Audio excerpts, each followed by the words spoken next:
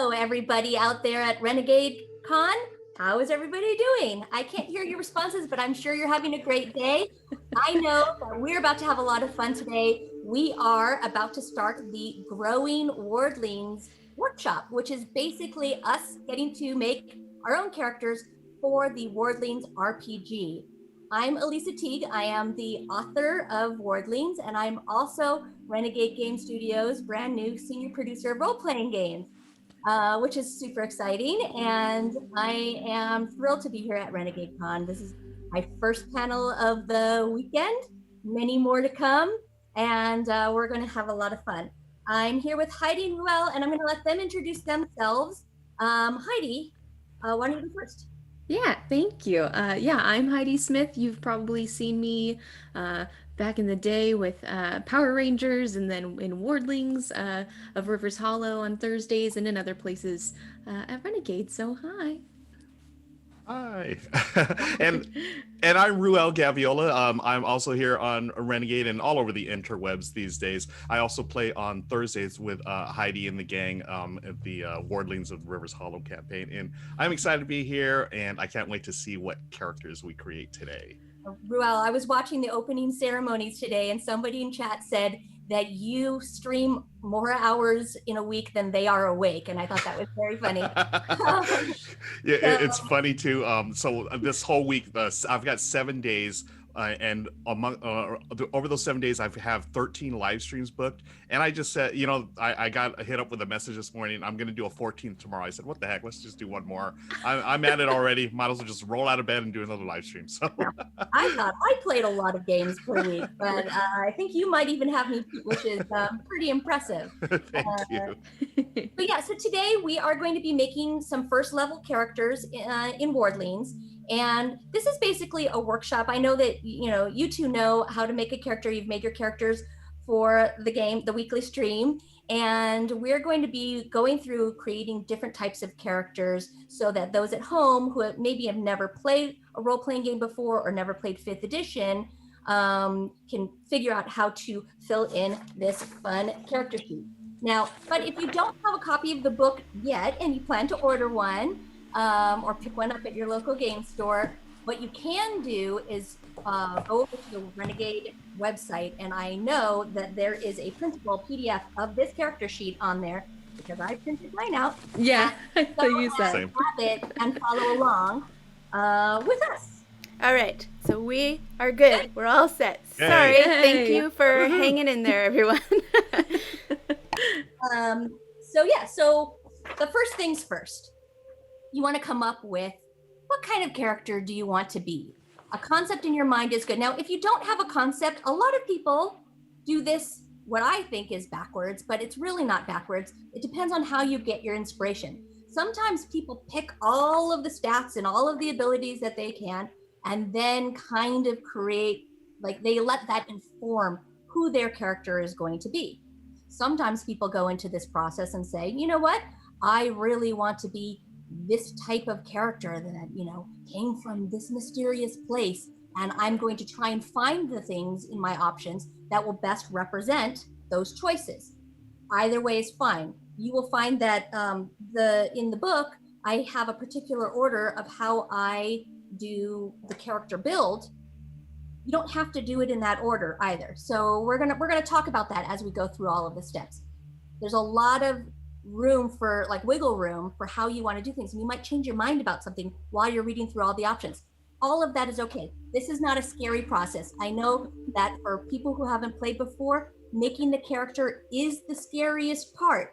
Once you have this in front of you, you're basically just telling a story with your friends and rolling a die once in a while. And so we're going to get through this scary part, and you'll see how easy it actually is. So let's think about what kind of characters we want to make today. Heidi, why don't you go first? What do you have in mind? Sure. So I was thinking, I I do really like magic casters, but I want to kind of go in the other direction and be more of like a fighter. I really like being a support class though, so if I can incorporate that, that's something I'm really interested in. And Irene plays a Finfolk so well. Her briny character is so fun, and I just think being something aquatic would be really cool. So I'm feeling like a fighter and a Finfolk. Okay, Info Fighter. All right. Yeah. And Ruel? So yeah, during our weekly game, I've been a Midbari rogue, and I wanted to do something different than that. And I always, Heidi was, loves Irene's the way she plays a Finfolk. I love how Victor plays a Squatch. Victor is very funny, and so I want to do a Squatch, but instead of a bard, which I think that's Victor's jam right there, I think I want to do something like something more in tune with nature. So I was thinking of a Squatch druid today. Squatch Druid is a great combo, in my opinion. It's just, you think about, the Squatch, they live up in the trees and they're in tune with nature all around them. And I think that can serve for a lot of great inspiration for storytelling and whatever backstory you choose. Awesome. Okay, so we have a Finfolk fighter, a Squatch Druid. I will then make I'll do a Midbari cleric. Ooh. Okay. I think that not every party, but parties should have clerics. And I'm going to do an interesting cleric now that I know that you guys aren't doing a cleric. I'm going to do an interesting cleric today that kind of shows off and the special magic that runs through the Wardlings universe. And we will talk about in a little bit. So first things first, we've chosen what our I always do race first. So on the character sheet, race is in the middle on the top line, and there's class, but we kind of said what we're doing on both. And just so you are aware of where the frame is, so it's like right in front of you, because they are a bit smaller since there's 3 of you. So if you can hold it like right in front of you, then you can see it. Yeah. Okay, so we are going to go with class, and we're going to fill in whatever class you've chosen. So if you've chosen fighter, and you want to write 1. Now, I'm being a very, very bad girl today, and I am using a pen. Me too. Me too. This is just something I am so against normally. I usually use a pencil. I don't know why I grabbed a pen. But I advise you using a pencil. First of all, you might change your mind during character creation. Second of all, in this game, you will level up. And so leveling up we'll talk about as well, but right now we are level 1. So you're gonna write, and you might want to change it later, obviously, so pencil's better because you can erase it. But so class, you're gonna write your class and whatever level you are. Today we are 1. So I am writing, what did I choose? Oh, that's right, cleric 1, and I'm going to be a Midbari. Nice. So, as you can see, I filled that in right there. Hopefully you guys can see it. It's not too blurry. Nice. Yep. Everybody set? Yeah. Yes. I've already erased 3 times, so yes, folks, use the pencils if you can. I figured for sake of the stream, I'll do pen today, but never otherwise. Usually you want to choose your stuff with a pencil, I would say. It just makes things a whole lot easier on you later. So now, we've chosen what our race is going to be. And the reason why I do race first is because that is what appears first in the book, as far as what choices you have. So if you don't know what you want to do right ahead of time, like we've all chosen one, you can read through them, see what different types of abilities that race gives you, and then fill them out. So you guys have your books handy. I want you to turn to chapter 3, The Faces of Neur, which is our chapter on races, and find where your choice is. And Midbari is on page 26. And you can see this awesome artwork. The artwork's so good. Cool. Yeah. So cool. And so for me, it gives a bit of a history on every single choice that you have. And so you can kind of read through and get a feeling of, what the type of backstory is for that race. Now, this is just a guideline, folks. You do not need to use any of this in there. If you want to be a Finfolk that happened to be born in the middle of a city, that is fine. That can happen. People travel all over the world. And so you don't have to be from some underwater village or beach. That may be where your ancestors are from, and you can build that in somehow, but you can choose whatever you want. That's the beauty of role-playing games. You basically get to make up your story and then live it out and have that fantasy. So there will also be suggestion of types of names, and then it will talk about your traits. Now, your traits are the things that kind of stick rules-wise for your character. So for me as a Midbari, I get ability score increases. Now, ability scores are something that I always determine last. And this is something that we're going to talk about in a brief time out. Some people like to roll for their ability scores first. That's super cool. I didn't put it first in the instructions in the book, but with lots of different, this is a 5e system, so we're following those rules. Lots of different 5e games, depending on how they're presented, say it either way. I like to have my scores last because it's not going to change who I am as a character. And so whether I'm rolling for it or I'm using a different method of choosing ability scores, and they're different ones, standard array, point buy, we'll talk about all of that. For me, whatever I get as my ability scores, I get, and that's already going to be on my character. And that's how I like to do it. Now, some people like to roll for their scores first, see what they get, and then build that character around there. So it's like, oh, well, I'm rolling for strength, and wow, I have an 18 strength. Maybe I won't be a wizard. Maybe I'll be a fighter. And that's cool. You can do it that way, but I think it's really interesting when you're an 18 strength wizard and suddenly you've wanted to be a fighter your whole life, and you have a 12 strength.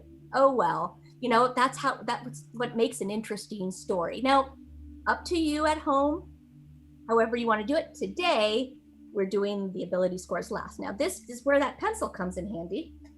Yes. But for me, I know that as a Midbari, I get an increase to my dexterity, and I get an increase to my charisma, and my strength goes down by 1.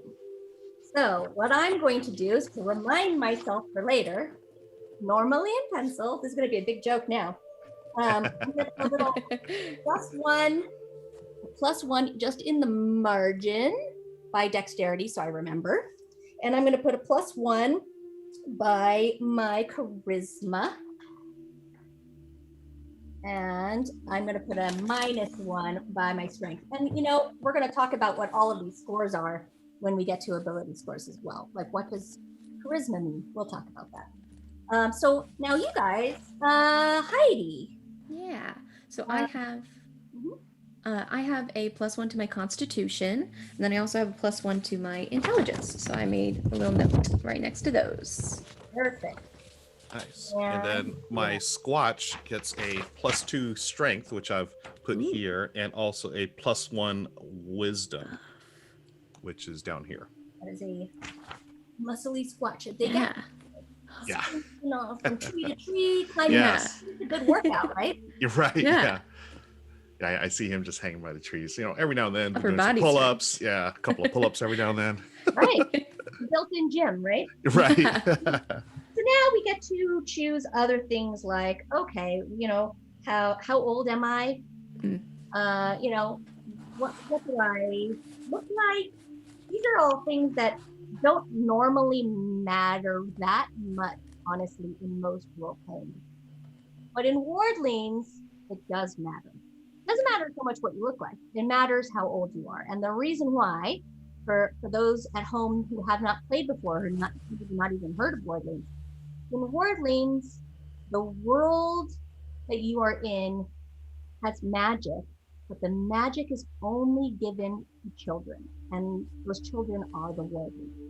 So there is a twin god named Dexmia, and Dexmia has gotten very, very upset with the adults of the world for basically ignoring and abusing magic, and kind of shoving it aside for things like, jobs and, social normities that, really put magic not in first place in their life. While children still see the world with such magic that they've decided we're only going to give magic to children.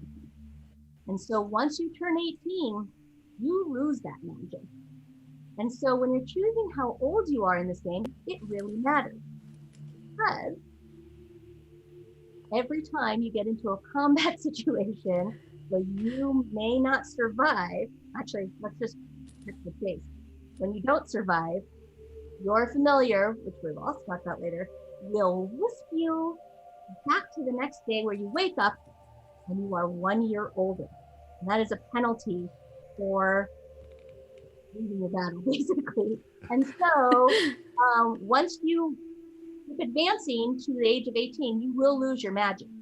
Now, you might be saying to yourself, I'm just going to start myself as a baby.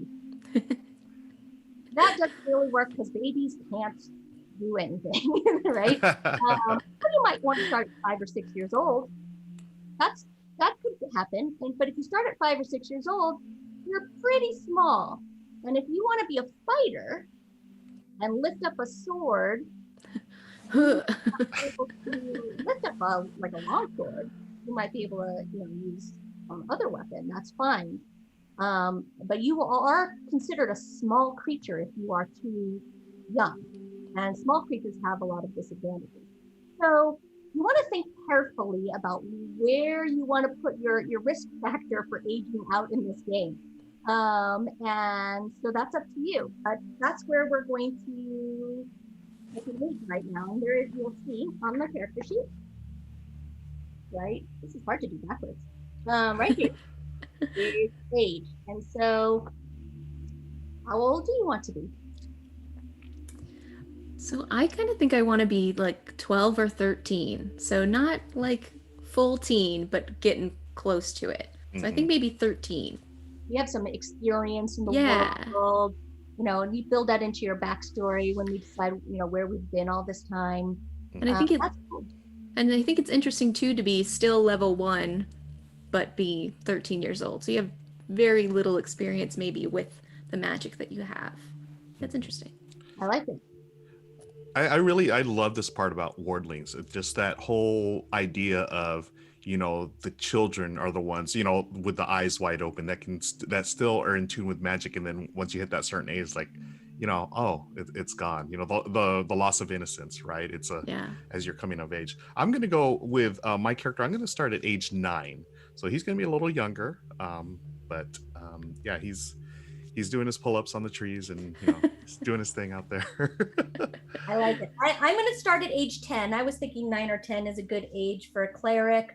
I already kind of have an idea of what I want my background to be. So I think 10 seems to be good for me. So I'm going to fill that out on my sheet that I am 10.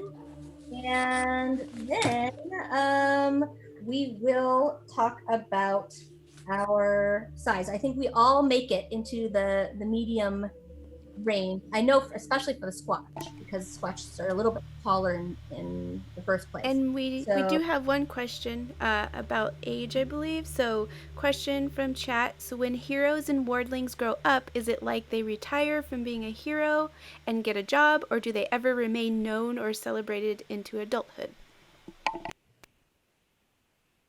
The way that the lore goes is that adults just kind of forget. It's really reminiscent of, in real life, people talk about how like children see fairies or children can see ghosts, but adults can't, and they kind of forget once they're an adult the magic that allows them to have either the imagination or the reality.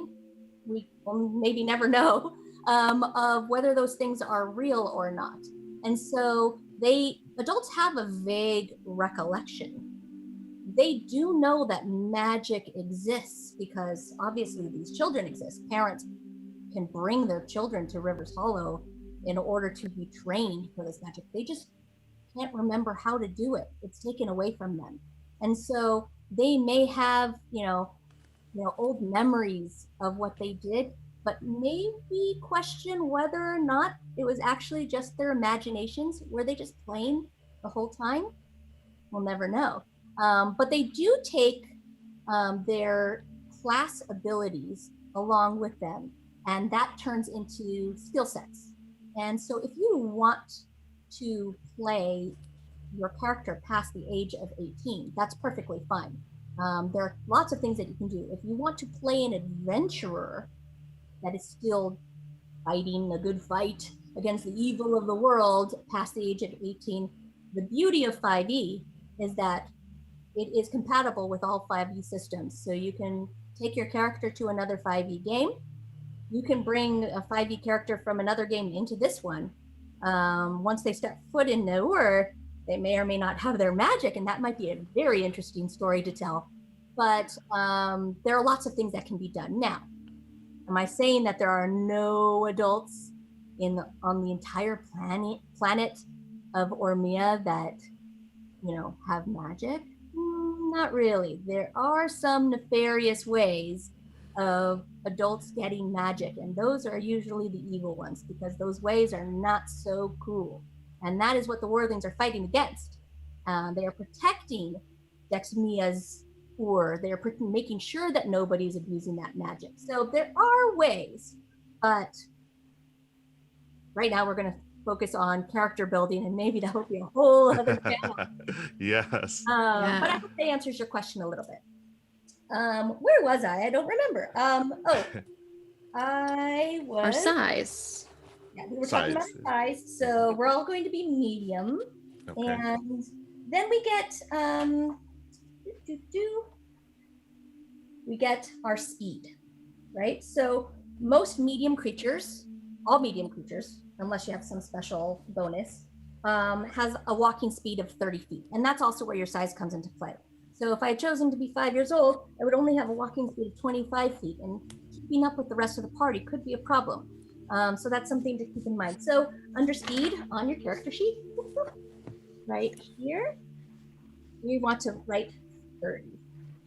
Now, you may also, depending on what you are choosing, you may be able to swim. So your Finfolk have a swimming speed as well. So if you have two speeds, like a walking speed and a swimming speed that's doubled because you're a Finfolk, you can put that in the box too and just write swim next to it. Great. And then we are going to, every single race has special things that they can do. So as a Midbari, I am, and I want to show off my Midbari picture too. Yes. One of my favorite pictures amazing. in the entire book, honestly. I love that picture. So I am Sandborn. So which means that I am really great in hot weather. So I can, I can adapt to hot climate. My ancestry is from the desert. And so it gives me a bonus on any time that I would have to roll, like, oh, it's really hot outside, and the game master says, you know what, you're in a fire pit, right? You're in someplace really, really hot. Everybody make a Constitution saving throw, which means you need to roll to make sure that you're going to survive this. I get a bonus to that, and so then I would write that down under my features and traits. I always write that there. A great use of the character sheet. Also, notes on the back. I take tons of notes during my games, usually not on my character sheet itself, but for things that you want to remember about your characters for certain situational events, put it down on the back. But we do leave some room right here for different things that you can do. So I get a +4 to my Constitution saving throw in hot weather. What do you guys say? So I have enhanced dark vision. So as a Finfolk, my eyes are adjusted to darkness underwater, so I can see within 120 feet of me in water, up to 50 feet deep. Starlight, moonlight, torchlight, and similar conditions of low illumination. So that's really nice. I can see much farther. Yeah, Nice. you can see even further than I can because I also have Starstruck, but I have to be in dim light, and that's from being out under the stars. Mm-hmm. Yeah. That's right. And for me, because I'm a Squatch, I have the Squatch climb. So I gain proficiency in athletic skill and have a climbing speed of 60 feet. So again, I was, raised in the forest and woods. And so I'm very proficient at climbing around. And I love the image of this Squatch, as kids, we all love jungle gym or the monkey bars or jungle gyms. I can just see the Squatch like going crazy out there. Just, So. Absolutely. And so now when you were talking about proficiency, like you have, Mm-hmm. you want to put that under your athletics, right? So under athletics, you can mark right here that you have that proficiency. And honestly, I can actually put my +4 for my constitution under constitution. So where it says con, right here it says saving throw, I can actually put my +4 right there. So I always know that it's there and I have that. Okay. And so the other thing that I get is Nibari had special weapon training. And so I have proficiency with scimitars, rapiers, and short bows. Now, this might be a little confusing to new players. All it means is I can pick up a short bow and I know how to use it right away because I've had the training. And proficiency means I get to add my proficiency bonus to it. We're going to get to that too. But everybody starts off with a +2 proficiency bonus. So which means that if I want to make a shot with my short bow, and because I'm proficient in it, when I roll that D20 that is so important for pretty much every roll in the game, whatever I roll, I get to roll an automatic, I get to add 2 to whatever I roll automatically. And that's pretty cool. So, so when I'm looking for my equipment, I'm probably going to buy a short bow or a scimitar or a rapier because I know that I'm already better at it. So do you have anything else in yours?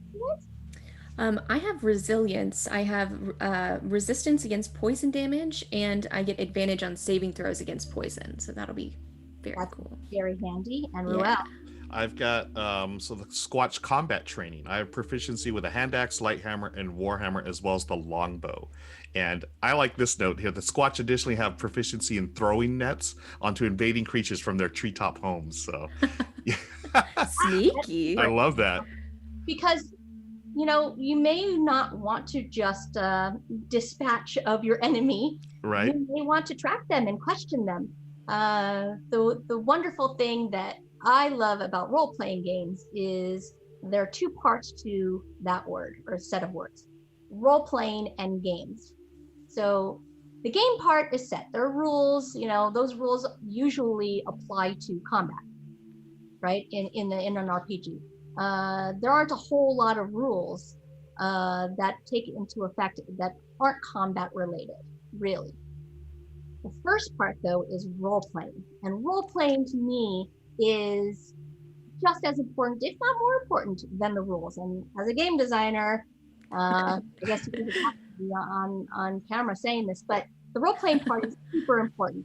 And so you may want to investigate what's going on in the story. You may want to capture somebody, ask them questions. Being able to throw a net on something and trap it is pretty cool.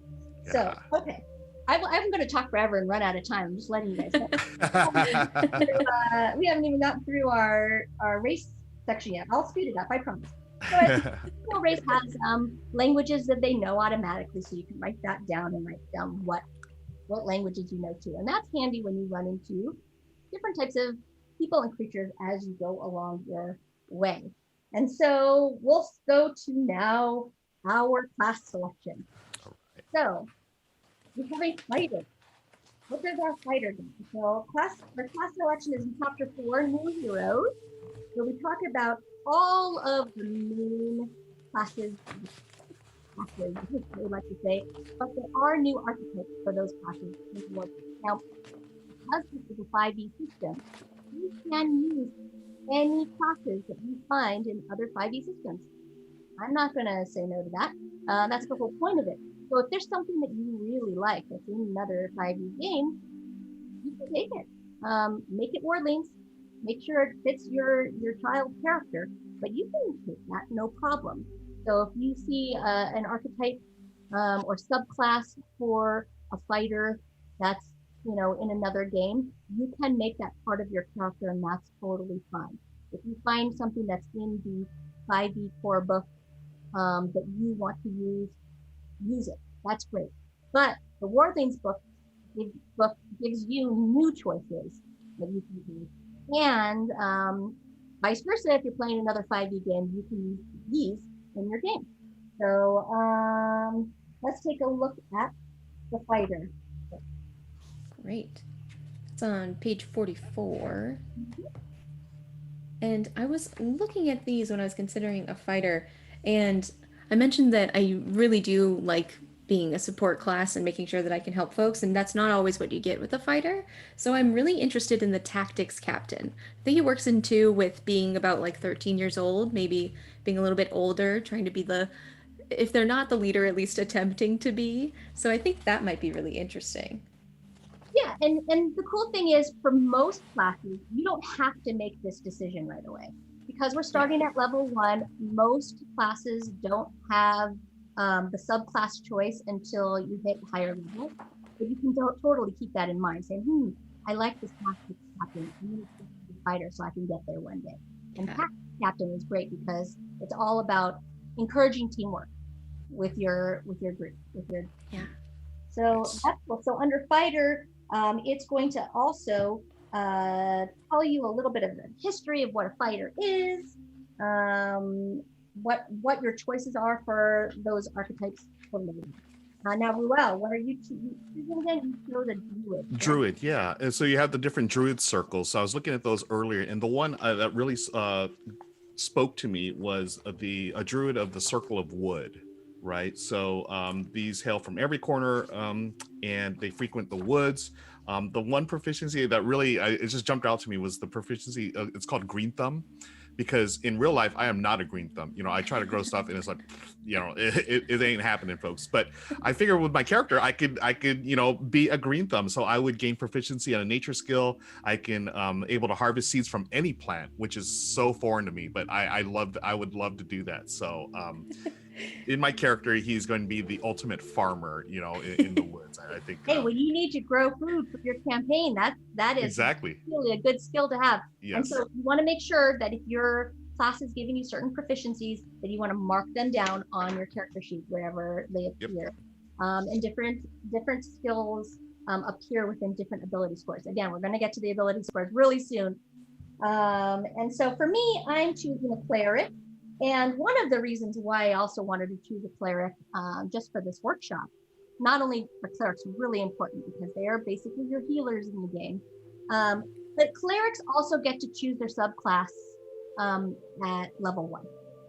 And so I wanted to show that. And so I'm choosing to be a cleric, and I am going to choose the brand new domain that is in the Wardlings book, which is the Ur domain. Now, the Ur domain basically focuses on magic and the specific magic that's given to Wardlings within this world, and the magic is called Ur. And an Ur cleric, basically an Ur domain cleric, gets to manipulate that Ur and transfer Ur from one person to another. Once they get to a little bit higher levels, they get to convert Ur for different reasons.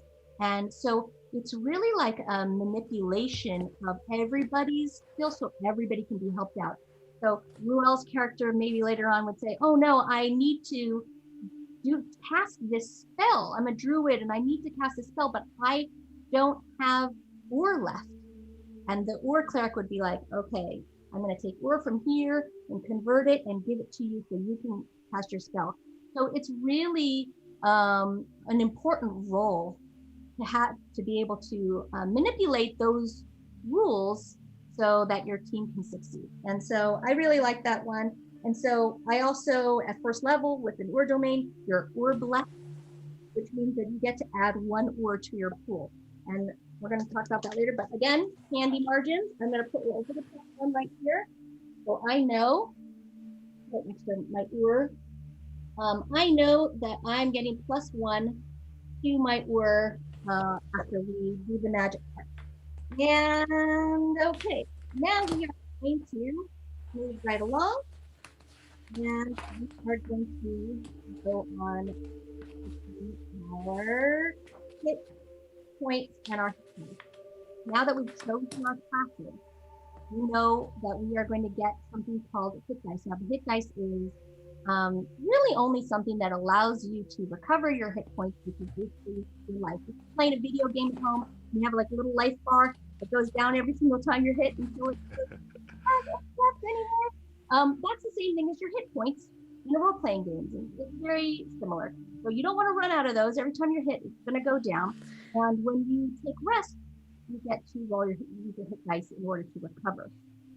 Where the hit dice comes in handy at the very beginning of the game, not in handy, where it's necessary at the beginning of the game, is it determines what your starting hit points are going to be. And so pretty much every single class is going to start with a D8 as your hit die, and that means it's an 8-sided die. And your starting hit points are the max of that die. Now, with our group, the difference is going to be Heidi's character, who is our fighter. Our fighter is going to get a D10. Are a little more hefty, a little stronger. And so you're going to start with 10 plus your Constitution modifier. Now, we haven't rolled our ability scores. There's those pesky ability scores again. So we don't know what our Constitution modifier is. So right now, you want to write in your hit dice up. How many you have? Now, I have a D8. Well, you have a D8. Heidi, you have a D10. So we're going to write that down. And then we know that once we hit our scores, that we're going to fill out here, we're going to keep those modifiers, add it to the highest number on your die, and that will be your current hit point, your starting hit point. Nice. Okay, and then it's time, folks. We're going to do our ability scores. So again, if you wanted to do this ahead of time to inform your choices, you wouldn't have to be doing a little extra math at the end. I like the surprise of it all, which is why I put it this way. I think it's more fun. Now, there are a couple of different ways to do your ability scores. The fun way for me is to roll for it. It makes it a chance. You never know what you're going to get. What's the downside to that? Maybe one person has a better character, like better numbers than another character. To me, that's part of being in an adventuring group. And sometimes having lower scores for your ability scores, again, isn't a bad thing. It just creates opportunity for more role playing. And I think that having an overpowered character is boring. So, but that may not be your jam, and you can do however you want to do it. You guys do you. So, today we're going to roll because it's fun. You guys have dice on you? Yes. Yeah, I'm going to pull them out from right here. Okay, yay. Should have warned you. But if you don't have dice, there are online die rollers, or you can do something called standard array, which gives you a set of numbers that everybody can use, and you can plug in those numbers wherever you want to plug them in. So everybody will get a 15, a 14, a 12, a 10, 8. And so you can then plug those in, and that way everybody's balanced. There's also something called point buy. It's a little bit more complicated, and I don't think it's very much fun. But it really is up to your game master. Your game master is going to have their preference, and they're the boss for this part. Really, a game master's role is to make sure that the story is there. They weave the tale, and they make sure that all the rules are followed. But part of that story being told is the players, right? That's the bulk of the story being told is the players. The one place where the game master gets to make the decision is stuff like this. So however they want to do it, follow along. You might have your own suggestions, but this way, for me, is fun. So how do we do this? Well, the way that I do it, maybe I'm too nice, I don't know, is I say, everybody take 4 d6, then that's a 6-sided die.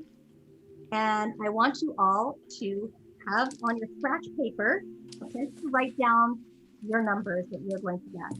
Now, I say roll 4 dice, throw out the lowest one, add up whatever's left on those 3 dice, and that's your number. And the way I do it is that's your strength number. Got it. Now, Right. other people might say just write down your 6 numbers and then fill them out wherever you want to fill them out. You can do that too, but I think my way is the fun way. So that's what I'm going to do for my character at least. You two can do it however you want. Well, why don't you roll first? Okay. So I have 1d6. Well, I could do these other. Okay, I'll roll 4 times. So the first one is a 5. Mhm. I've rolled another 5. I've rolled a 4, so that's 4. Good. And a 6. Wow. You have Oh. very good scores. That's Thanks. impressive. Can we just use these for all the abilities? So you want to throw away that 4. Yep. And so then you have a 5, and a 6, which is a Yes. 16. Whoa. Really Wow. good. For those at home who aren't good with the quick math, the highest you can get is 18. So 16 is really great. And with Okay. strength. Yeah, I'm telling you, all those pull-ups on the trees, folks. That's what does it. Yeah. 16 for your strength is wonderful, and Yeah. that's how you're doing it. And then Heidi. Okay, I've got 3, and then I'll re-roll the lowest. So that is a 3, a 5, and a 2. So I'll re-roll the 2, and I got a 2 again. So the 2 stays. So then that's 10 for my strength. Which isn't so bad. Oh no, you're the fighter. That's I'm a terrible. fighter. I'm You're the fighter. an average fighter. Now again, some people will say, okay, I want to save that 10, I'll put it wherever I want. That's just not how I do it, but you can do it again, however you want to do it. And so I will roll for mine. I have a straight 3, 4, 5, 6. I'm going to throw away the 3. So I have a 15 for my strength. But the 15 for my strength that I'm going to put there, but I cannot forget about that pesky -1. So it's really a 14. But that's okay. So I'm going to write 14 right here in this little square under strength. Right here. And everybody else, if you want, you can put it wherever you want. I'm doing it straight down the line because I think that's the fun way. And so let's keep rolling. We can all roll for our different things. Okay. Just to save a little time. I don't want to run out of time and not be able to take questions. Ooh, this one's a good one though. 7. Ooh. So I got for this roll a 3, 5, 6, and 6. I wish I did this well when I'm actually playing. It's a 17, and I have a +1 to my dex, which gives me an 18, which is pretty yeah. incredible. I forgot about I had a +2 for my strength, so I'm actually 18 with my Yeah. modifier. Wow. We're a strong druid. Very strong druid. Yeah. This one's not so great. So my dexterity I ended up with 11. I have a 14 constitution. It could be worse. Oh, wow. Okay, so 6. Wow. I got a very healthy druid. I got 17 for my constitution. Wow. My constitution, I had a +1. I still just got a 9. Oh, no. I usually play the way where I roll 6, all of my things, and then I place them. But I feel like this is chaotic, and I like it. I know that most people like to do that because they want to make the best character possible, and that's fine. Yeah. There are good things and bad things about doing it this way. I like doing it this way just because it adds more to story. But if you want to build an optimum character, yes, place them wherever you want to. Okay. I got a 7 for charisma. Oh. For a fighter, that's not so bad. No. While Yeah, you guys are not finishing up, I'm going to talk about what these things basically are for those at home that may not know what this is. So strength is exactly what it sounds like. It is your physical power. It is your, anything that you would need to pick up something heavy or put force into a weapon. And when you're fighting with a sword, your strength is important, right? Because it's going to add to your swing and your sword. So strength is your athleticism, it's your physical power. Dexterity is your agility and reflexes. When you are using a ranged weapon like a bow, your dexterity is what comes into play, not your strength. So if you're a ranger or something that, is using, long range weapons, or you are a rogue and you want to sneak around in the shadows and not be seen and be able to, get around things and climb up things, that's your dexterity, right? Your constitution is basically your endurance. It affects your health, as we already talked about, because you get a bonus to your hit points based on your constitution. It is how well you'll survive extreme weather and things like that. And that's pretty important too. All of them are important. Your intelligence is your memory. How well do you recall history? How good is decision making? Your reasoning. Anything that you know is your intelligence. While your wisdom, and this is the thing that everybody always jokes about, is wisdom versus intelligence. Your wisdom is really your insight into things. How well do you perceive things? And that's actually your vision as well. Like, how well do you notice the things that are going around you right now? It's like, oh, yes, I saw that person speaking because I'm paying attention. That's your wisdom. And also your mental awareness and strength. So if some evil monster is coming out and affecting you mentally, like with that type of damage, your wisdom may help you there. And then your charisma means, how charismatic are you? Are you able to perform well? Are you able to convince people to get on your side? Are you a good liar? Those are all things that are charisma. The old way of seeing charisma was, how attractive are you? That's out the window. That is not something that is actually what charisma is. Charisma is convincing people to be on your side, or convincing people to do what you want them to do, or you want them to do. So that's charisma. So all of these things are really important and round out your character. You can't have a character that is great in all of these things, or else the game would be really boring. I have a character in a game that I play that has a very low charisma and literally doesn't know how to talk to people well without insulting them. And it's terrible at it. And so she bosses people around. She doesn't know proper etiquette. She's just, and she can't lie to save her life. Hopefully that doesn't come into play soon. So and I think that ties back into what you're saying earlier about how, even if you do have low stats, it creates opportunities for storytelling, right? And I think that's fascinating. That's what I love about role-playing games, because I'm looking at my character now. So I'm super strong. I got 18 strength. I'm super healthy. I got 17 constitution. My wisdom is 17, but my intelligence is 7. Ooh. So that's fascinating to me. How am I going to use this, going forward as we go on adventures? That's a really cool contrast. 7 is borderline. A lot of game masters that I know will throw out scores that are that low, or lower than that, really. But I think the limit is, the lowest you can get is 4, which is absolutely terrible. 7 is a challenge for sure. But remember, these things can be raised as you level up. For me, if I had a player that was really, playing a class that needed it and got a 7 in the ability that they really need for their class, I would probably be lenient and say, okay, throw out that roll again. But again, that's up to your game master, and that's what's so lovely about these games, is that really the rules are important to move the game along, to make sure that there's no lull or arguing over what happens. But really, it's about the story, and if it makes a good story, let it happen. Definitely let it happen. Yes. Okay. Definitely. So now we've kind of already went into like the basic descriptions of our characters, but one major thing about your character that does add to your scores is your background. And so your background is something that you choose. Where does your character come from? And so your background is going to be in the book. And this book is chapter 5, where you get to choose from a series of backgrounds. And this will also kind of help you develop your personality. Now, you do not need to use these charts if you don't want to.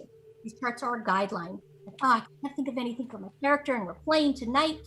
and I just don't have any idea what I want to do. And so there are charts in here under different types of backgrounds where you literally can roll a die and then find what you roll and have that be part of your personality. And then that might help you start to like plant the seeds of who you're going to be.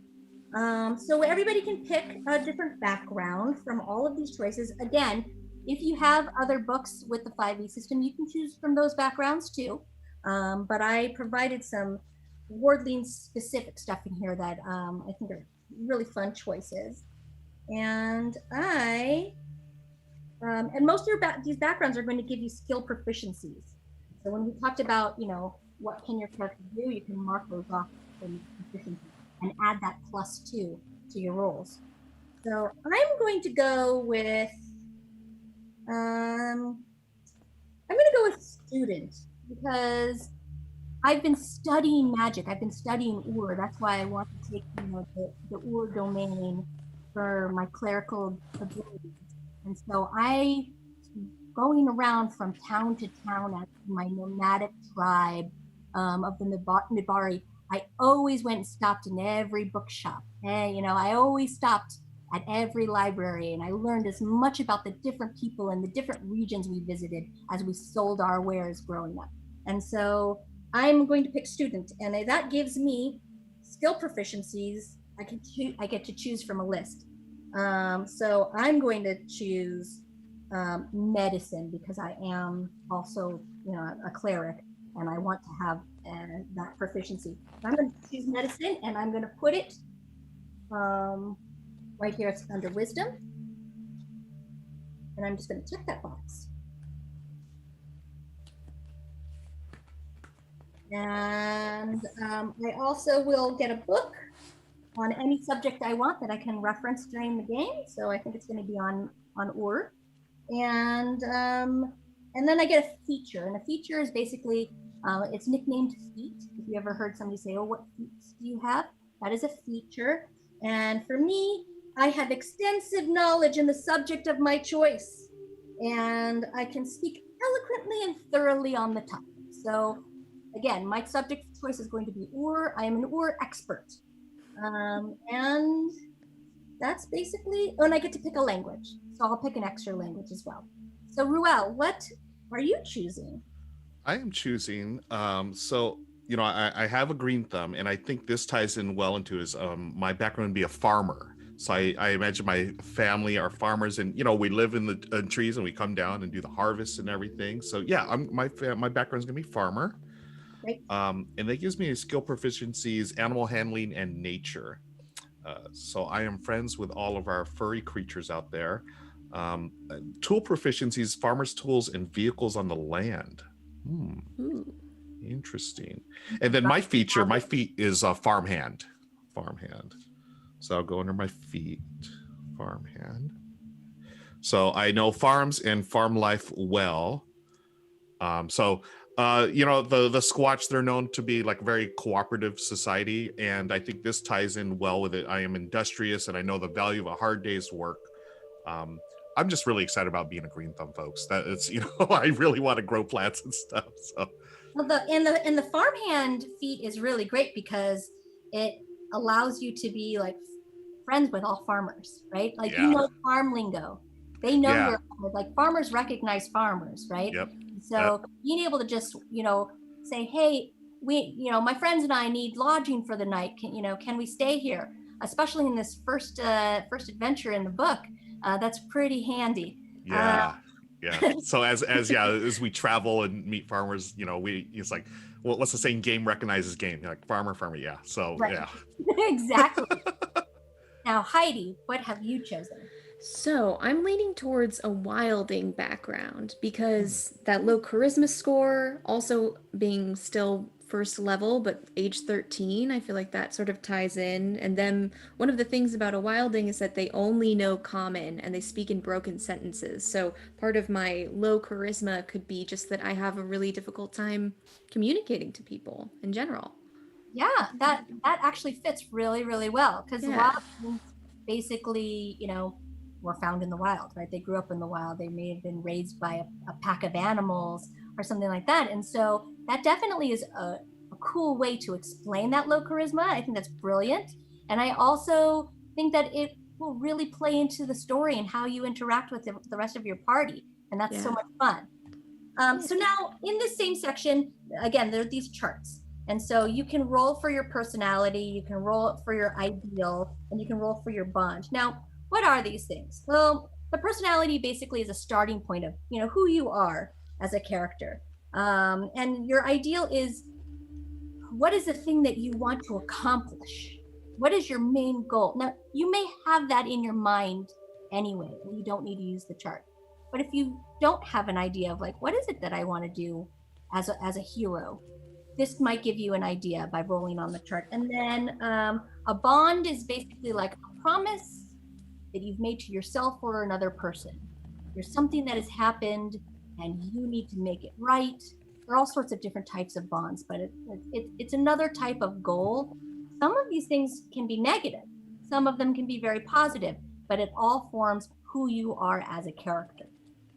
And so you can either opt to do that.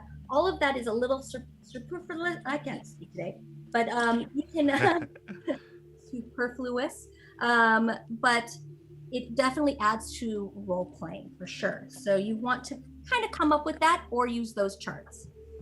And I then, think go ahead. I'm sorry. I was just going to say, I think for new players too, it's a great guideline, right? So you roll these and you sort of have like a map to follow. It's like, oh, this is what my character is thinking or my motivation or whatever, right? And that motivation written down on your character sheet is a good reminder while you're playing. It may be months down the road. And say, oh yeah, I did promise to return this necklace to my long lost cousin, or whatever. I need to get to that city. And you'll convince the rest of your party to go way out of their way because this was so important. You stole it when you were a little kid, and now it's haunting you forever, and you have to get there. And it may derail things. It may set you off course of what the main objective is. It may lead to new clues. You never know. Yes. But it's part of the story, and that's what's so fun about that. Love it. Love it. After we're done describing our character, we pick things like equipment. And this is going to be, your weapons, your, goods, your armor. All of these things will add to your character. I'm not going to go too heavy into this because this can be, a longer process depending on what your choices are. I'm obviously picking, a light weapon. I'm a cleric, and I'm not the fighting type of cleric either. I'm really support. Like Heidi was saying earlier, I'm a support character. I'm going to help everybody else. But it's a good thing for me to have, maybe a rapier at my side, just in case I get into, close combat or something like that. So I would probably choose my weapon based on those ability scores.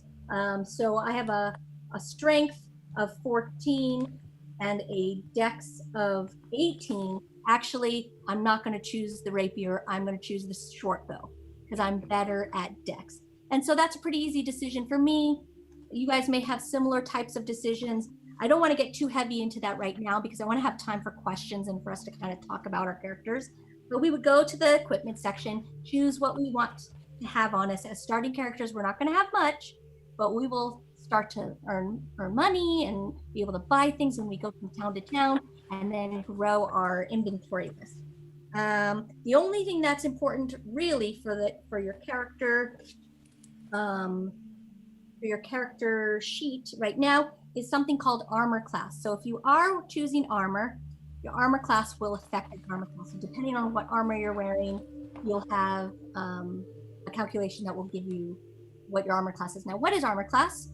It means that when somebody tries to hit you, it will determine whether or not they actually succeed or not. So when you get into a combat and it's your turn, you roll your d20, and your d20, depending on what you roll, will be compared to that creature's armor class. If you roll higher than the armor class, you hit it, and then you get to roll dice depending on what kind of weapon you used. Now, when that creature tries to hit you back, the game master rolls the d20 again, and then it will be compared to your armor class. So if you have a higher armor class, it's better because you're more protected. And that makes sense. So if I'm going to wear, heavy plate armor, I'm going to be much more protected. But I'm also going to maybe have some sacrifices, like not being able to move as well. Or I may not be, here's this word again, proficient in wearing the heavy armor and not able to wear it. And so without heavy penalties. So that will make a difference in what your armor class is. But we're going to go ahead and just use some basic armor. Right now, the way you calculate your armor class is you have your dexterity modifier. Oh, we didn't do our modifiers. We skipped something, you guys. Oh, okay. When we were doing our ability scores, we forgot to write down our modifiers. We were so excited about moving on to the next step. So you'll see on your character sheet, right underneath where your ability score is, there's this diamond. What is that diamond for? Well, here's where we put our ability modifier. Now, this is, I think, probably the most confusing thing for people who have never played before. And so I am going to spend a little bit of time on this to explain it. Your ability score is what you rolled on the die. And when you say, oh yeah, I have a strength 18, everybody knows that's great. But that number 18 doesn't really do anything. What matters is the modifier, and the modifier is a calculation based on that number 18 or whatever you have. The easiest way to remember this is to take your score. So I have a 14, subtract 10 always, divide by 2. Round down if you have to. So for me, I have a 14. I'm going to subtract 10 from that 14 to get 4. I'm going to divide by 2, which is a 2. And my modifier is +2.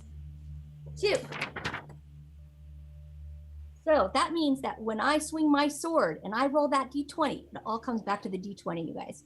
So when I roll that d20, I get to add 2. Why did I choose a bow as my weapon? Because my dex is 18. Because if I take my 18 and subtract 10, I get 8. Divided by 2, that's a +4, which means instead of adding +2 to my sword swing, I'm adding +4 to my shot with my bow, and that's a lot better, right? So you can go all the way down the line for that. So now, we're fast forwarding back to where we were, and we're going to make our armor class again. This is the number of whether something hits you or not. So you take your dexterity modifier. For me, that's pretty good. +4, right? And then I add in my armor, whatever I've chosen to wear, and I add it to that.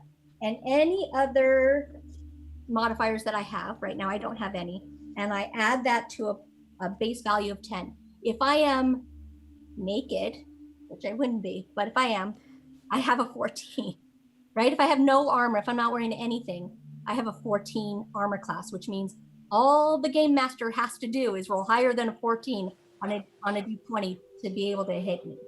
So 14 is not terrible, honestly. I happen to have really high dex. What do you guys have? I have a +2 for dex. And I have, my dex is 11, so I have no modifier. Okay, so, and you are a druid, maybe not like somebody who would wear heavy armor in the first place. True. But leathers will give you, a base AC that's pretty good. Mm-hmm. And so that's something that you at home will want to fiddle with a little bit. Really a 14 is not so bad. Even a 12 that is at a level 1 character is pretty normal. So that's not too difficult to figure out once you choose all of the different things that you want to carry. The last, it's not really the last, but the last main thing we need to do is pick our familiar and talk about magic a little. Yeah. So, what do familiars do in this game? It is very, very different than other 5e systems at this step, because your familiar is the creature that chooses you when you are first becoming a wardling. And it happens at different stages of age for every single character. So again, I'm a level 1 at 10 years old. My familiar probably just found me, you know. But a familiar could find you again at 5 years old, like we talked about earlier. It just depends. And once they find you, they are bonded to you until you have your reawakening and become an adult. And the familiars have their own special powers, and they also have their own pool of ore to work with. And you have a pool of ore to work with. So every character starting off at level 1 has 1 ore plus their level. So we have 1 ore plus our level, which is 1. So we're all starting off with 2 ore in our pool.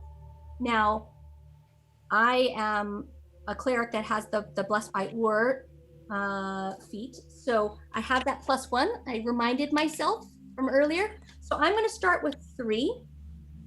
But my familiar is going to have their first point of ore as well.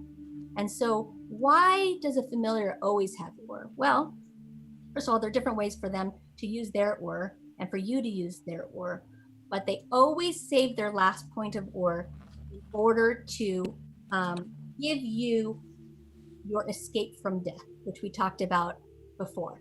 So every familiar that you choose starts off with a spell called Escape Death, and that will allow them to save you. They are always watching over you. They are your guardians. And so as soon as they see that you've dropped to 0 hit points and you're down and you haven't made your death saves, and you're about to die, they will save you with their last point of ore every time until you're 18. And so every familiar that you choose is going to start off with Escape Death, but each familiar has a different set of things that they can do. So when you go to chapter 7, you'll see the list of all of the familiars that are available so far, wink, wink, and it will tell you about all of their abilities. Now, again, Escape Death is the one that comes automatically. They basically send you the astral plane. You're about to die. They send you to the astral plane. You fall asleep, and when you wake up, it's in whatever bed you were last in, and you are now in the material plane again. You've had a long rest. You're ready to go for the next day's adventure. But there are lots of different types of abilities that they have, pages and pages of it, and then different familiars that you can choose from will have the listing of what they are able to give you. So that's a choice.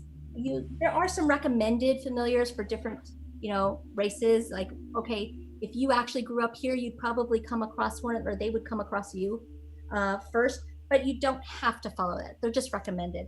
And so you might want to look to see what they're going to be able to do when they level, and make those choices. But at the beginning of the game, it doesn't really matter. You can kind of pick based on aesthetics. Like, I love this winged snake, so I think I'm going to choose it just because I like the winged snake. Nice. It also does some really cool stuff. And it has a lot of like magic resistance, magical weaponry, so it can fly and kind of see things from far away. I don't know. What do you guys like? I really like the genie, actually. I think it's an interesting choice for Finfolk, but then also they've got magical weaponry, so that'll help with the weapons I'm using, many masters, so that they can cast mirror image on me, so it's harder to hit me. I think they're very interesting, so that would be fun. I think that's fun. And you can also explain it in the coolest way, like, yeah, you're swimming in the ocean one day and found a bottle in the sand of the ocean floor, and you opened it up, and there's your familiar. I mean, how cool is that? Yeah. How about you? Love it. I was thinking of a falcon. I figure I spent all the time in the forest, the trees, and just one day a falcon and I met eye to eye or beak to beak or whatever, and we just, he chose me.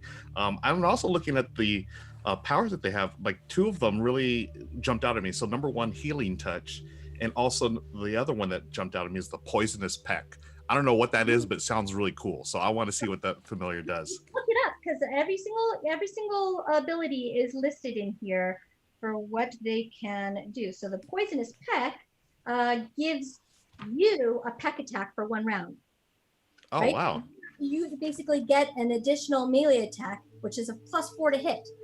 So that is pretty cool. And it deals poison damage, which you probably would be able to do. Right. So that is a really cool ability that familiar has. Nice. So once we picked our familiars, we then go on to pick our spells. So anybody that has cure available to them is able to cast spells in Wardlings. In other 5e systems, those abilities to cast spells are restricted to certain classes. In Wardlings, because we are magical children, we have access to spells. And so we would then go into the spell section and choose, depending on what spells we get or have access to, we would be able to choose spells. And in the Wardlings campaign guide, there are all new spells to choose from. Again, you can choose classic 5e spells, totally fine. And sometimes you should. But there is an entire chapter of brand new spells for you to choose from in the Wardlings campaign guide that you can use in Wardlings or other games. And as a cleric, I would be choosing cleric spells. And there's some really cool ones specifically that deal with horror. But you can, and as a druid, well, you would be choosing druid spells. And again, you took Circle of Wood, right? Circle of Wood, yes. The Circle of Wood is going to, dictate maybe what you want to take as far as that, but you get, different types of cantrips that will allow you to, mold sand, right? We never had mold sand or mold snow before, and things like Stone Fist and Ice, like depending on where you think you might need it, you would want to choose those specific types of spells. This is kind of like the equipment. You might want to take your time looking through, see what everything does. At level 1, you don't have to worry about what you're choosing too much. But as you gain levels, you're going to be able to gain new spells. And every single class has different levels where they're going to learn new things that they can do. And after that, we just kind of wrap up. I'm a bad person. I didn't finish filling out all the things I was talking about. So you want to make sure that you have, I'm saying that I'm not wearing armor right now, so I have a 14 armor class. So you want to put that down. You don't want to forget about that. Your proficiency bonus, again, starting off, is going to be +2. That matters a lot because anytime you do any of these things that you're proficient in, you want to remember that you're adding that +2 to it. Super important. My current hit points, which I still didn't fill out. I'm a bad teacher. At 8 plus, what did we say? The Constitution modifier, which is -10, mine is +2. I didn't even finish going. I was so busy talking. That's fun. Okay, so mine's +2. So 8 + 2. I start with 10. Let's see if I can write backwards. No, I cannot. I found that out really fast. 10 hit points. And then I would fill out all my, if I chose that short bow, I would write short bow, and I would write what the attack bonus has, right? My attack bonus is whatever bow I have, which would probably be standard, so it wouldn't matter, at least to start off with. I'm not starting off with some super powerful magical bow, but eventually I might get one that has an additional bonus. But other than that, I would be adding, my +4, and you also get to add to certain things if you're proficient in it, your proficiency bonus. So for me, it would be whatever that bow, my roll +6, right? It's my, so I would look up the stats for the bow first, but let's say, and I would say, I would write down short bow, and then I would write my attack bonus is my +4 plus my proficiency, because I'm proficient in short bow. And I would write +6 right here, which means every time I roll to attack, I'm actually adding 6 to that instead of 0, right? Or whatever. And then whatever damage that bow does, it might do, 2d4. I'm making this up because I don't memorize stats for everything. As much as I wish I could remember every single thing in the world, I can't. But let's say 2d4, I would write that there, and +4 for my dexterity, and that's the damage that I do. And other than that, we basically have our character sheet filled out, except for one really important thing, you guys. Yep. What are our names? Now, I bring this up now because I never choose my name first. Now, some people do, and that's, again, totally fine. But I like to sit with my character sheet and kind of think about who I am. Now, when we were talking about, the different races, there are suggestions for names in there. There are reasons behind why those names are spelled the way they are, where the language comes from, the guttural sounds that certain, backgrounds have, and different, how language basically plays a part. But those are guidelines. I like to sit with my character. It's kind of like getting a new pet, right? I never name a new pet. Now, I have 5 cats at home. So I never name a new pet before I get one, right? Before I learn its personality and before I hang out with it for a few days at least. So that's always the last thing I choose, even beyond my familiar, which you fill out right here, and your familiar's name. You get to name 2 things in Wardlings. And that's basically it. Now, it did take us, a little over an hour to do this, although there was a lot of talking and a lot of explanation, whatever, but it's really pretty straightforward. If you follow the order in the book of which chapter to look at and where you can make your choices, under each of those choices, it tells you where to fill those things out. And again, that was the hard part of playing a role-playing game in 5e at least. That was the hard part. Now, all you need is a set of dice and your imagination, and you're really only going to be rolling that 20-sided dice most for basically everything, and then just adding the numbers you have right in front of you to it. And that's as simple as that. What do you guys think? Is there anything you would change about the order or what you would do differently given these numbers that you've rolled? Would you make different decisions after the fact? It definitely changed my thought process of what this character, I'm thinking of a fighter, and I know originally I said maybe a leader or something like that, but with the strength being 10 and all of my stats just being a little bit lower, I think that definitely changes things. I'm not exactly sure what that means, but especially with being a wildling as well, I think that it's spoken about in the book as well, that a lot of the time for these kids, they want to be a fighter, but they're not quite there yet. It's what you aspire to be. So I think that really informs this character for sure. They aspire to be this leader fighter, but they're definitely not there yet. Again, that's what makes for such a fun interaction with people, but it also allows your character to grow with leveling. So every single time your character levels, and different game masters do this in different ways. Sometimes they say, okay, you just had a huge fight and you defeated the main enemy and you get all of these experience points, and now you're level 2. And then you can go into all of the things you previously chose and see how level 2 applies to that. And with different levels, you'll get increases in those ability scores. So maybe, Heidi, your character, when they level, will have hung out with other people for the very first time and learned about friendship, and they've taught you how to speak, they've taught you new things, and all of a sudden your charisma goes up because you finally had that social interaction that has taught you to be more confident and to be able to learn these things, right? And through friendship, you've grown. And or maybe if you want to increase your strength, maybe during this time you hadn't been hanging out with people because of your charisma, and instead kind of went off on your own and worked out every day, right? And instead you would take your ability score increase in strength. Those are things that you can explain through role play. Yeah.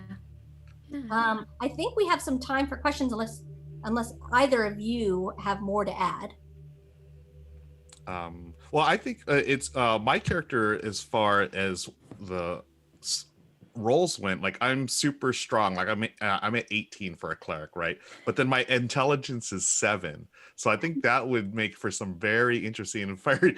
I think there's some comedy there. Right? There's going to be some really funny, as kids do, right? There's going to be some funny moments that hold I'm too strong for my own good, I think, type of thing. I'm sort of like swinging around and I don't really pay attention to things maybe or whatever. So I think that'll be a really fun, way to explore this character. Maybe you break a lot of things because you don't know your own strength. Right. Yeah, totally. It's like, oh, let me pick up that dish here. Smashing my head. Oh, sorry. That could cause some very fun encounters, Yes. Like, oh, you've entered the nobleman's palace. We're just looking at the statue. You didn't mean to break its arm off. Or I go to shake someone's hand a little too hard for, maybe like crush their hand. Oh, what's wrong, sir? What's wrong, ma'am? No, that's really funny. I mean, and again, you can do it the other way too. So it really depends on what kind of a player you are. Some people really do want to focus more on mechanics and combat, and that's totally cool. So in that case, you would take those same numbers and just switch them around wherever you felt they were best. If you're playing in, a one-shot game, maybe you just want to accomplish the task. You're not as focused on the long story, right? And so you would probably want to put all of your best numbers in the ability scores that you think are the best for that type of character. I can definitely say that when I'm playing in one shots, I maximize my character as much as possible. But for my long campaigns, things that I've been playing for years and years, to me, the story is much more important. So yeah, and then it's flexible. You can do it however you want. Do we have questions from chat? I'm sure we do. I've been talking about it. I did see a couple, so let me just look back here. So one question is, with Wardlings, where each race has their own proficiency. I am reading this terribly. Is Wardlings so they're asking if it's like the D&D system. So this is a different system, 5e. So No, it is the same system. It's a different game. Okay, so they're particularly asking each race as their own proficiency when it comes to certain classes and skill sets. Is it like that?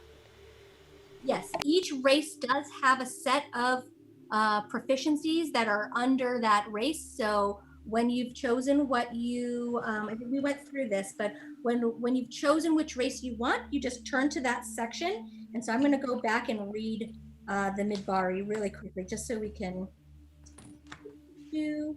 So I have my regular bonuses. I have my Sandborn feat.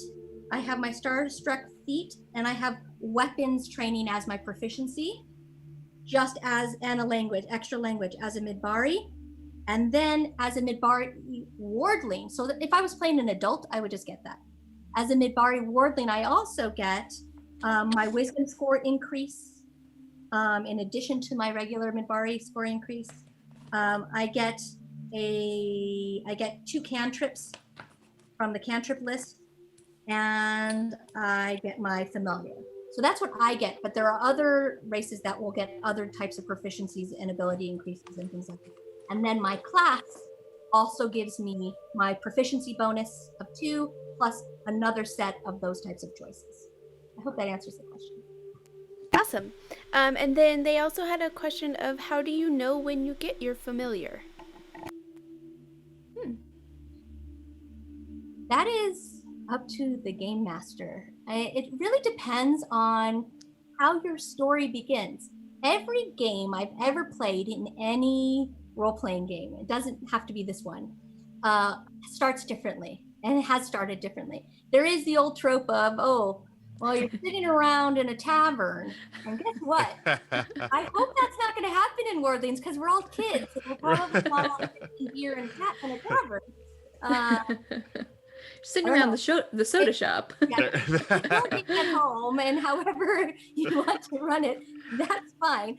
But every game starts off differently. So maybe the game master says, well, you've all been, rounded up in a city. The city is under siege, and they've rounded up all the children for their protection and put them all in a room, and everybody looks around to see, are you like me?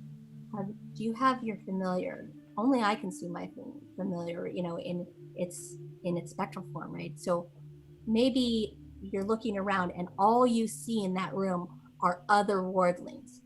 Could start that way, right? It could start where we're all in Rivers Hollow, the place where wardlings basically go to train and live. It's a well-known secret of this world is that is where most wardlings will congregate. Parents who don't know how to train their children because they've forgotten or don't know what's wrong with them, and maybe they don't even realize that there's something going on, have heard rumors of Rivers Hollow. I'm going to send my child there to learn in their esteemed schools. And so maybe if you're already visited by your familiar, you would go there. Or maybe your game master starts with a session 0, which is the game before the game starts, where they sit down with each person, each player separately, and goes through how their character was contacted by the familiar, how they were approached. There's so many different ways of telling this because it is a story. Each game is a unique story. So those were just some ideas of how you can start it. Heidi, do you have an idea of how you would start a game? Oh man, you had such good ones. And when you said city under siege, that really inspired me. I know that for a campaign that I'm in, that's a one-on-one, so it's just me with my friend. We're doing it's starting in my hometown. So it's me going out and finding adventure from my own home with kind of one buddy. And so that's been also different as well, especially being one-on-one. But yeah. Yeah, no, that's cool. Ruel? That's cool. I was thinking of the whole that trope of meeting in a tavern and starting there. I think for kids, I think it'd be funny if they're at Rivers Hollow, they're taking class together, and they're at like recess or whatever recess is there, and like they just sort of meet at recess, hanging out, and they start talking, and that's how we learn about our characters. Yeah, absolutely. So there's so many different ways, just like there's so many different stories. So I say use your imagination. If you're the game master in the game that you're doing, you can use anything as inspiration. Any book you've read, any movie you've seen, just switch around to be fantasy, and sometimes it will give you really great ideas. You can use the starter adventure that appears in the book. There will be more content for Wardlings coming soon that will have more plot hooks and adventures and tools for you to use to continue your play. So, but that doesn't mean that you're limited to what we print, right? You're only limited by your imagination. Yes. Awesome. So I see one more question. So they're asking, so not all kids in the world are wardlings, correct? How rare are they? It is said that every child is contacted at some point by a familiar. So every child has the opportunity. It doesn't mean that every child is a wardling at birth. Again, probably not a great idea to start there. But usually they are chosen, right around the ages of 5, 6, 7 years old. Some later than others. Some are late bloomers. But yes, every child will have the ability to use Ur. They may not realize it. They may not have the resources for it to be nurtured. So a wardling character that comes across another child in a town square that doesn't know what you're talking about doesn't mean that they don't have the ability to use magic, but maybe they just don't know yet. maybe their parents have shushed it away and said that it's, just, their imagination. Maybe they don't know that there's this place called Rivers Hollow where they can go and learn about it, and you can teach them. Like, come with me, I'll bring you to a safe place where you can, nurture this ability of yours. Those are all great jumping off points for a story, but every child will have access to the Ur at some point. It's the adults that don't. Awesome. Well, I think that is all so there was one question, actually. I think that will be the last one. But is there a fully developed world setting for this system? Yes. So in the campaign guide, we focused first on one area of Ormia. I almost said Ordex. Woo! So in the world, there is a set of twin gods, right? And they are one person and they are two people all at the same time. They are everything, and they control Ur. They control the magic. And they rule over a matching set of twin planets, Ordex and Ormia. And the name of the gods are Ormia. I'm sorry, Dexmia. Wow. They already. Dexmia. And so one of their planets is Ordex and one of their planets is Ormia. So in the campaign guide, we have focused on Ormia and one particular section of it called Neur, which is also the mainlands, as everybody who lives there calls it, because they are not really aware of what is on the rest of this planet. They don't have the technology to get there. They only have the technology to get to one small little island that is right off of the coast, and they are working on that technology. And when they get it, we will be exploring there to the rumored lost lands across the ocean, across the Sari Sea. And so more will be opening up, and there's a whole other planet, but yes, there's plenty to explore.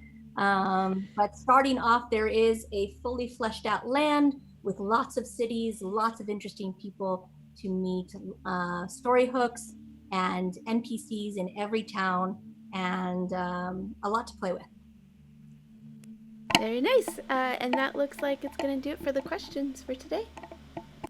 Well, I have questions now, real quick. Before we wrap up, I want to hear, I want Heidi and Ruel, I want you to explain to everybody watching where you are. I mean, quick wrap up, where you are. Is this a spoiler if I say where are you in the story, so that when they want to watch you tomorrow, they can have like a little recap? Okay, I'm going to say that the panel is almost over. So if you don't want spoilers and you want to watch from the very beginning, goodbye, everybody. We'll see you in the next panel. I'm in another panel in half an hour. Oh my gosh. And yes, so I'm in another panel in a half an hour that's talking about the other RPGs that are coming out from Renegade soon. And we have some really cool things coming up.